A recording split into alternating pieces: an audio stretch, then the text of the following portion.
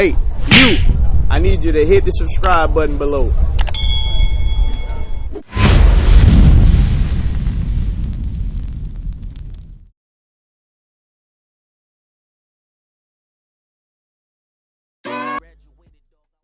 Hey, Shalom, Captain OC.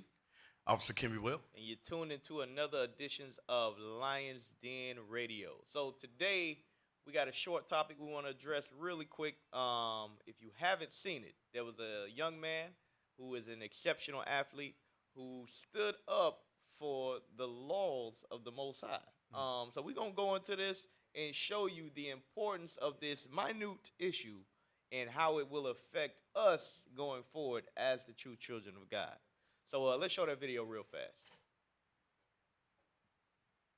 Under fire and off the team, several Canton-McKinley High School football coaches are out of a job after a decision by the school board. Police are now looking into what happened between the coaches and a player. Rachel Polanski has the latest. The school board meeting began at 5:30. Board members went into a private executive session at 5:34 to discuss the coaches' futures. It was then that the fireworks began. That's Peter Patakos. He's the attorney representing head football coach Marcus Watley. I appreciate you have questions. This gentleman does not represent the district. And he says there's a lot to this story that has not been told. This young man is one of the most talented members of this team. He has exceptional talents and has been letting the team down, not showing up to practices, not communicating with his team. The idea, I believe, was, okay, young man, you're so special. Do you want us to? You want special treatment here? Are you hungry? I'll buy you a pizza, and we can all watch you eat. You're the king. You're the prince. 3 News also spoke with the family of the player involved, and according to the boy's father, the 17-year-old was forced to eat a pepperoni pizza as punishment after he showed up late for practice, despite the fact that the coaches knew he could not eat pork as part of the dietary restrictions of his Hebrew-Israeli faith.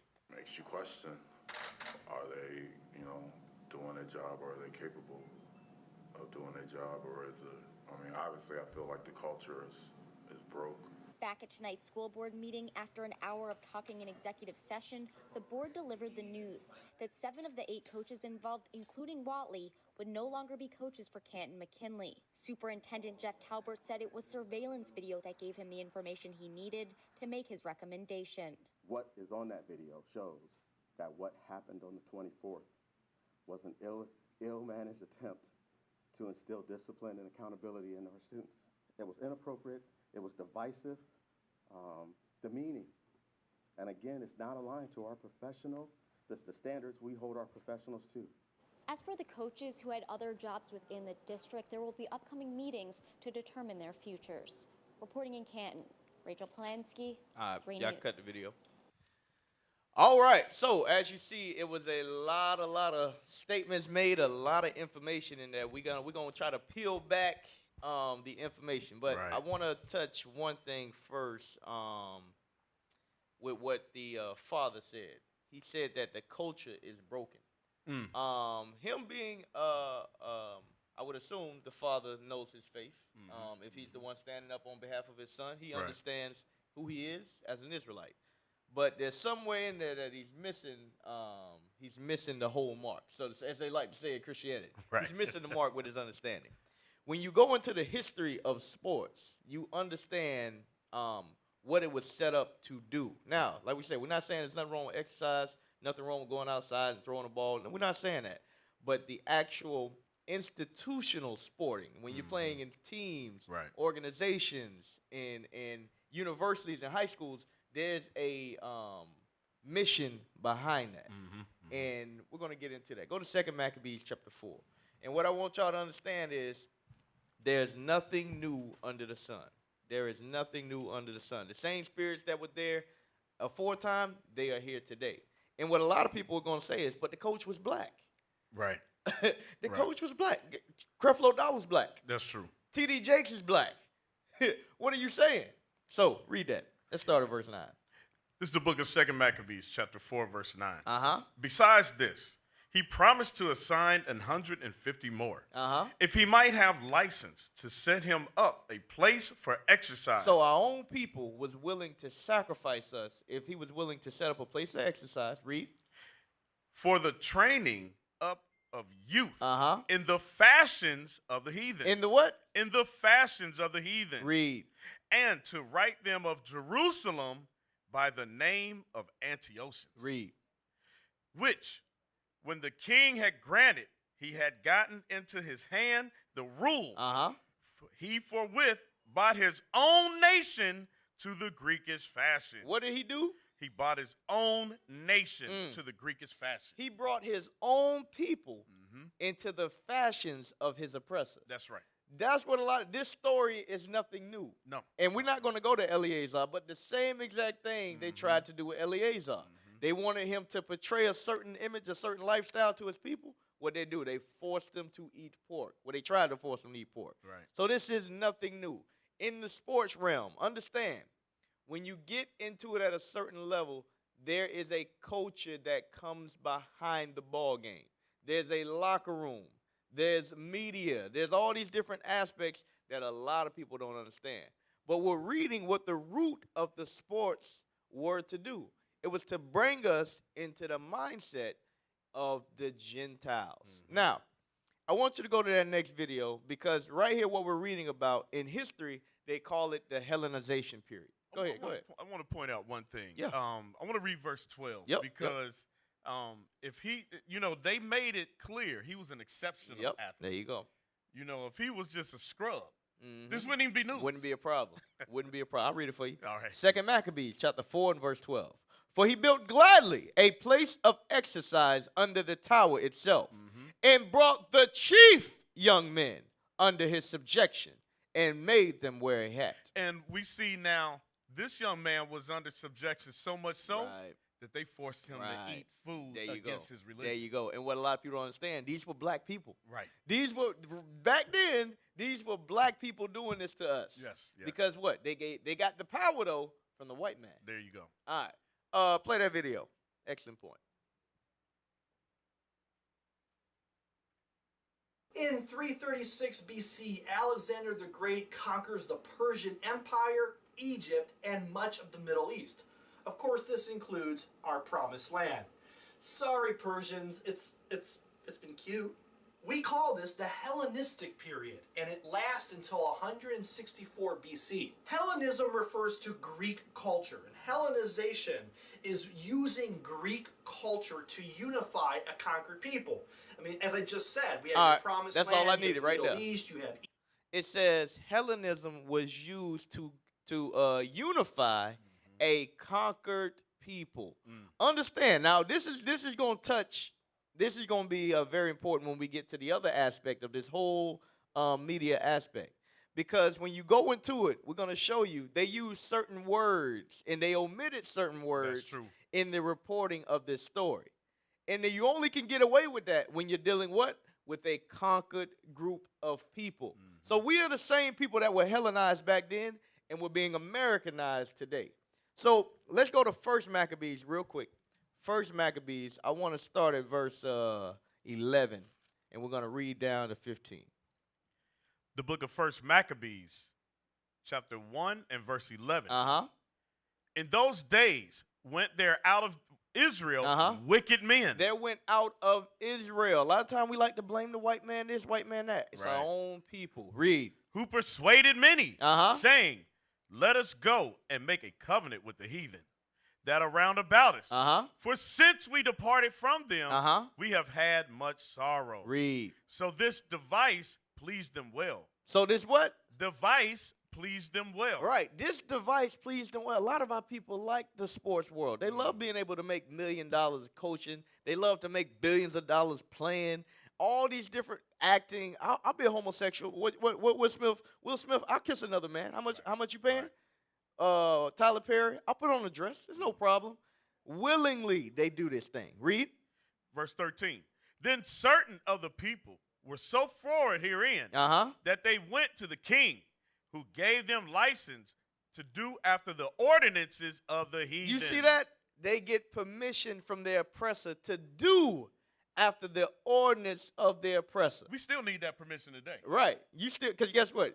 You don't get any job. You don't get any job in athletics at the high school level before the county approves it, the district approves it, Sometimes the state has to approve it. You got to go through a long process to be in that position. And you know what's funny about this story?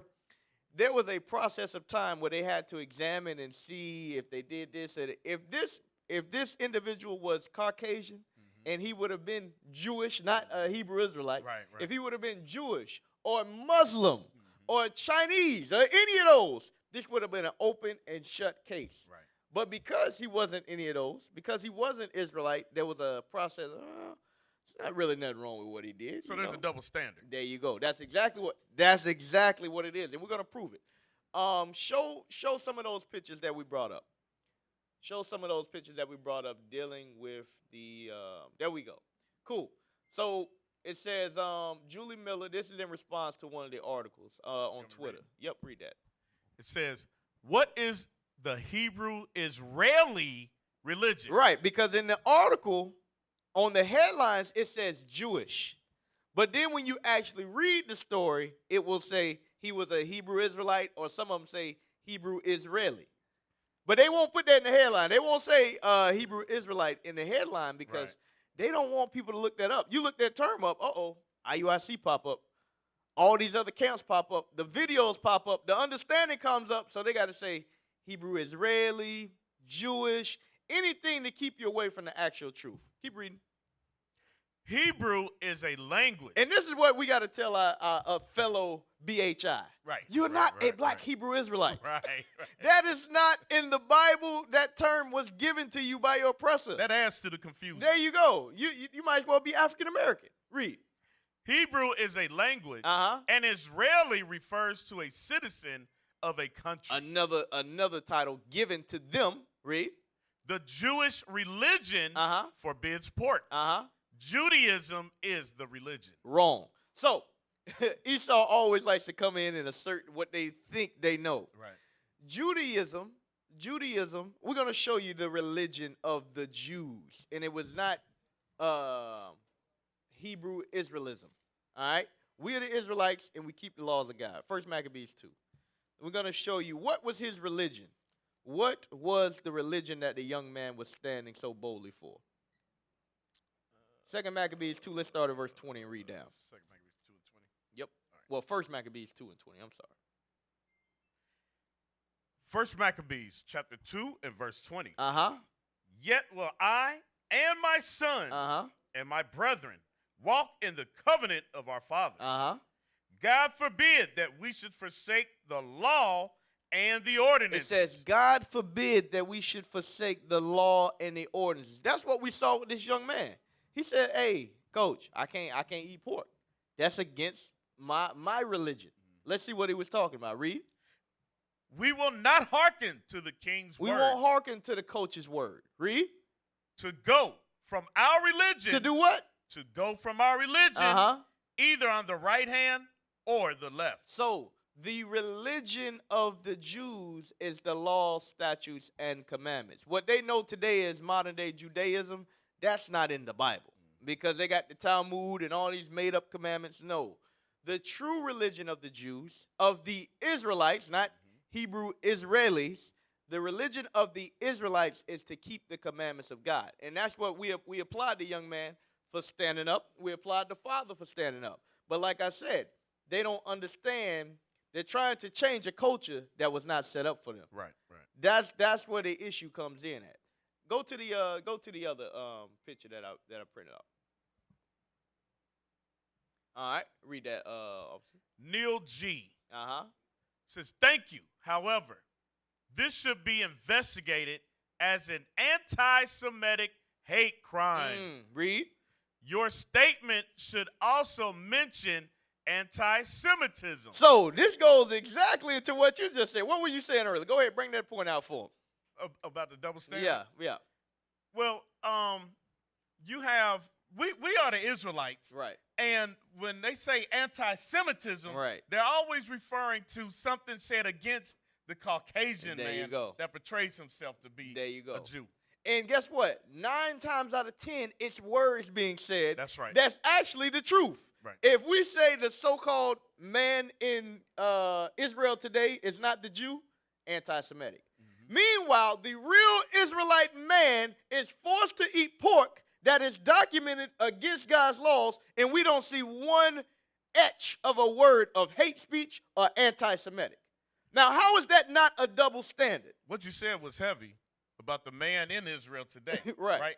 Because it's not us saying it. There you go. It's in the Bible. Let's get it for the people, because they may not believe what we're saying. They may not believe, but we want to show y'all the hypocrisy of American media and who controls it. They won't say a word about this being hate speech or anti-Semitic when it's actual action being forced on our lifestyle. I guess this statement then in the Bible is anti-Semitic. Let's read it. Let's read it. Revelation chapter 2, verse 9. I know thy works and tribulation and poverty. Read. But thou art rich. But thou art rich. He's talking to the real Jews. We're rich. Even though we're in a state of poverty today, we're in a position where we are subject to payments. We have no land. We have no culture. We have no language. God says we're rich. Why? Because the Bible was given to us. Jesus Christ, a son, was given unto us. Redemption and salvation is given unto us. Read. And I know the blasphemy of them which say they are Jews. Which what? Which say they are Jews. And you know how this article even illustrates that? Because we can't be the people that say it, because they won't acknowledge us as the Jews. So who's saying they are Jews today? Read. And are not. And what? And are not. The people that are in the land today portraying to be the Israelites are not. Read. But are the synagogue of Satan. Now, did you make that up? It's written. Revelations 2 and 9. The Bible's in letting Bible. You know. That you can read that. Revelations chapter 2 and verse 9. The Bible is anti-Semitic. Now, take that up with God. Hey. Take that up with the disciples, because they're the ones who wrote it. They wrote it in the scriptures that the people that say they are Jews are not the actual Jews. So, you got anything else? Go to the next one. Go to the next one. All right, make it big. We're going to start from the top and scroll down. And this is why there's nothing you can do against this truth. Go to 2 Corinthians 13 real quick. They can try to switch the headlines and say that he's Jewish. They can say that he's a black Hebrew Israelite. Whatever you want to say to try to cater it so people don't find out the truth, guess what? There's nothing you can do to stop this truth from getting out. You got that? 2 Corinthians 13 and 8. Yep, I'm looking right at it. Yep, read that. 2 Corinthians chapter 13 and verse 8. For we can do nothing against the truth. What did the Bible say? We can do nothing against the truth. The Bible says that you can do nothing against the truth. Read. But for the truth. But for the truth. That's what the mainstream media fails to understand. You can try to play games with terms and ideologies and not saying this, and all these different talk. You can shut down Nick Cannon. You can shut down Ice Cube. You can shut down Deshaun Jackson. But guess what? The Israelites are going to speak the truth. The truth is going to come out with or without the help of the mainstream media. Read. All right, now read that. Amanda Garrett? Yep, from the top. From the top. Yep. Oh, from the top. All right. Was the student Jewish? Was the student Jewish? Some reports describe his as being of the Hebrew Israel faith. What is that? So this is why they did not want to put Hebrew Israel in the title. Because guess what? People are going to look it up. We are in the information age. They didn't even want to put this story out. Like I said, this story should have been blasted all over. It should have been the first story on ESPN. I think it's getting there now, but this happened on like Tuesday or Monday. It says. So you mean Shannon ain't talked about it yet? Shannon Sharp ain't brought it up on First Take. He ain't brought it up yet.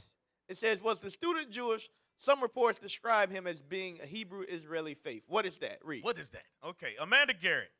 I am certainly no expert. But my very basic understanding is that this is a group of African Americans who believe they are descended from Israelites and embrace some traditions of both Christians and Jews. Well, Miss Garrett did half decent. Read.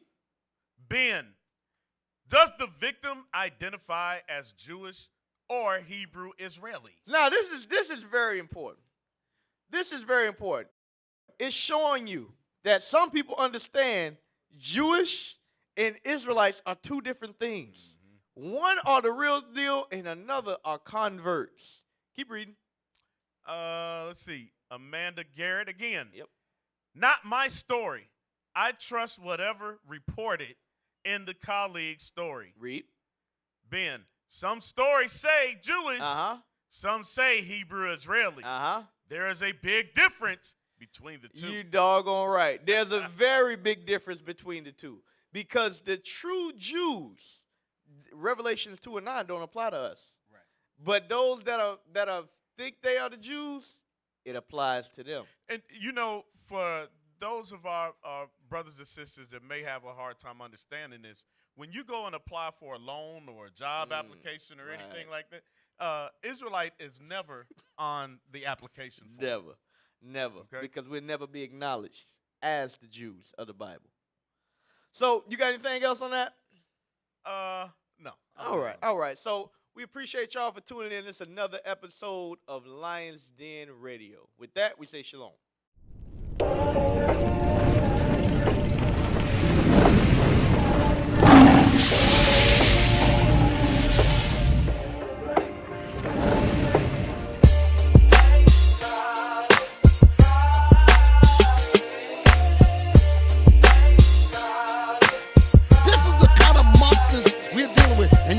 And you think we're the wolf pack? We were the ones that was dragged and brought over here on the slave ships, and you made a monster out of us.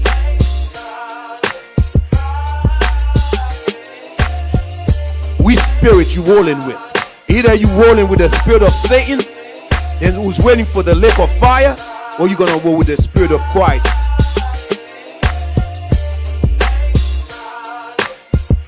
Created, manufactured right here in the Americas. Don't slip on that. This new Negro that we see today was a creation.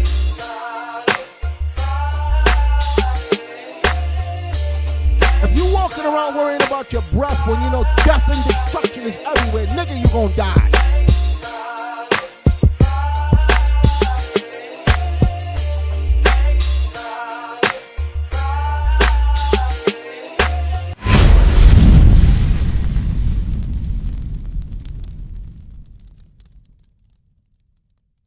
We used to scream black power while heroin was pushed. But at the end of the day, nothing's in vain. I.U.I.C. has been given a vision. The tents of Judah has risen. Many has attempted the mission. Minor murmuring, omitting, and missing the mark. Just reading that he had the flame of fire in his eyes gave us the spark. We on Paul's mission. We out on the road, purple and gold, from Mexico, Cuba, Haiti, Ghana, Sierra Leone. 144,000 boots banging, concrete crackling. These are our men repented at heart. The scriptures is proof. I.U.I.C, we deliver the truth.